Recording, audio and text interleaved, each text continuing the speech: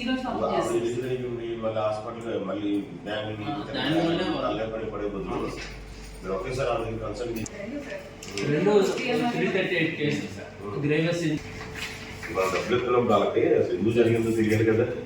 వాడు 137 138 ఈ ఎంబీఐలు ఉన్నాయి సార్.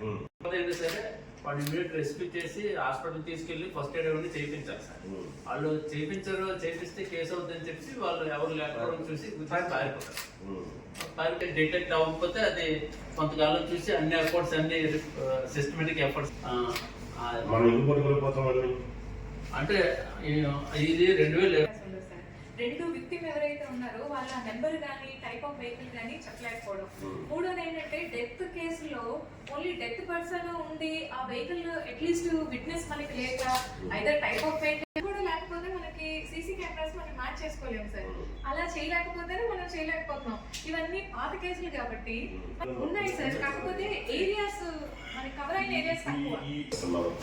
అంటే మనకి లేదు సార్ అలా ఉన్నది. ఎందుకంటే అప్పటికి ఇటువంటి రకంలో మనీ నెక్స్ట్ టైం ఎందుకు ఈ కోణం ఆలోచించారు. సీసీ కెమెరా ఉంటే ఓకే దొరికేస్తారు. ఒకవేళ సీసీ కెమెరా దొరకలేని ప్లేస్ అనుకో ఈ యాంగిల్లో ఆలోచించిన వాళ్ళు మీరు ఎస్టిక్యూస్ ఏం చేస్తారండి. ప్రాబ్లమ్స్ అయితే ఉన్నాయి. పొలిటికల్ రైడర్ ఈ దృష్టి ఆలోచించాలి. సార్ ఏం సస్పెన్షన్ ఉందా మనిషిని బట్టి ఆడున్న కుర్కిస్తాడు సార్. మూడవ సార్ ఇవన్నీ కూడా నైట్ ఎన్ఎస్ జరుగుతుంది. ఈ చిల్లుపల్లి కూడా ఎన్ఎస్ కాదు కదా.